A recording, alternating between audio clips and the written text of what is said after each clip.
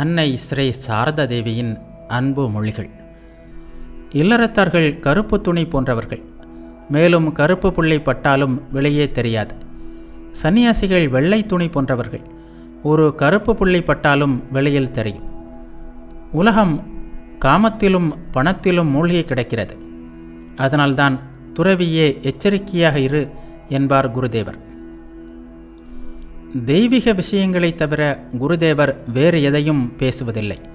ஒரு நாள் என்னிடம், மனித உடம்பு நிலையற்றது, இதோ இருக்கிறது, அடுத்த கணம் இல்லாமல் போகிறது, உலகில் பிறந்து துன்பத்தீயில் வேகிறது, இப்படியோர் உடம்பை மீண்டும் ஏன் உற்பத்தி செய்ய வேண்டும் என்றார்.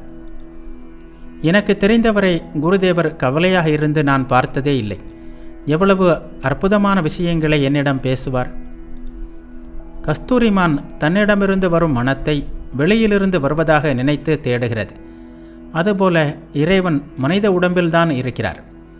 அவரை அறியாமல் எங்கெங்கோ மனிதன் அலைகிறான். உனக்கு யார் இல்லாமல் போனாலும் ஒரு அம்மா இருக்கிறாள் என்பதை நினைவில் வைத்துக்கொள். குருதேவரை நினைப்பவர்களை கடைசி நாளில் அவர் காட்சி தந்து தன்னுடன் அழைத்து செல்வார். இதை அவரே என்னிடம் சொல்லி இருக்கிறார். உங்கள் அனைவரின் வாய் மூலமாகவும் நான் சாப்பிடத்தானே செய்கிறேன். நீங்கள் சாப்பிட்டாலே நான் சாப்பிட்டது போல்தான். கடமைகளை செய்து கொண்டே போ.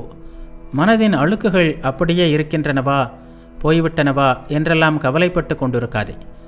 தென்னை மட்டை பழுத்தால் தானே வீழ்ந்துவிடும்.